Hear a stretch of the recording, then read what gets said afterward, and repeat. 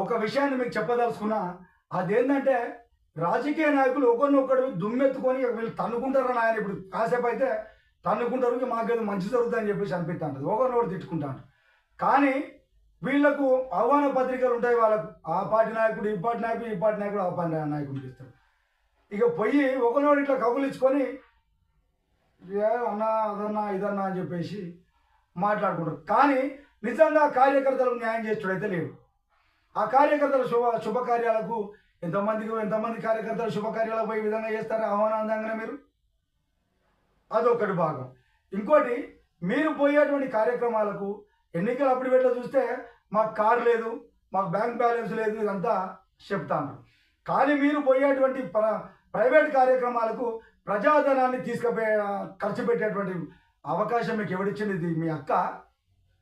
మీ వెనకాల మీరు పోయే కార్యక్రమాలకు పోలీసు యంత్రాంగం, ఆడున్నటువంటి అధికార యంత్రాంగం అంతా మీరు రాగానే భయపడో సార్ వచ్చిందని చెప్పేసి పోయి, అంటే అక్కడ ఏదో గవర్నమెంట్ ప్రజల కోసం పనిచేయాల్సిన వ్యక్తులు మీరు రాగానే మీ దగ్గరికి వచ్చాడు. ప్రజాధనాన్ని దుర్వినియోగం చేసి అక్కి ఎవడిచ్చినా మీకు?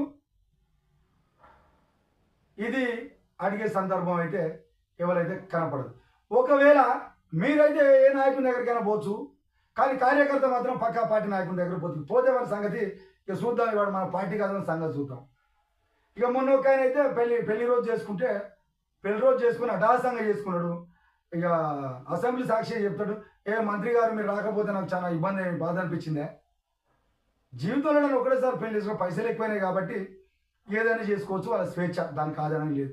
కానీ ఇంత ఆర్భాటంగా 1000 కోట్లు ఖర్చు పెట్టినట్టు 100 కోట్లు ఖర్చు పెట్టినట్టు మీరు చెప్పే కాలేజీలలో ఏ పిల్లగానికైనా ఫీజు తక్కువ తీసుకుంటారా అని?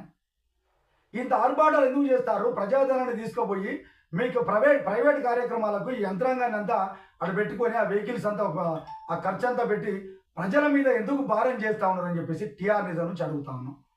మీకు ఎవడిచ్చిండు ఈ హక్కు? ప్రజాధనాన్ని దుర్వినియోగం చేసేటువంటి హక్కు ఎవడిచ్చిండు?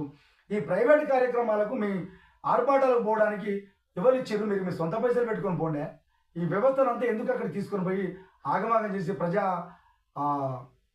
వ్యవస్థను ఎందుకు దుర్వినియోగం చేస్తాను?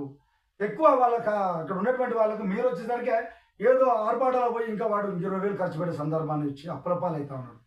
ఈ ఆర్భాటాలు తగ్గియండి అని చెప్పేసి టీఆర్ నిజం నుంచి గుర్తు చేస్తాను. ఆహ్వానం అందితే ఇక ఉరుకుడే, కార్యకర్తకు మాత్రం ఏ రోజు దాఖలా లేవు. పక్క రాష్ట్రంలో ఉన్నటువంటి నాయకులను పరామర్శించడానికి పోతారు. కానీ మొన్న ఆర్టీసీ సమ్మెలో పెట్రోల్ పోసుకొని చచ్చిపోతే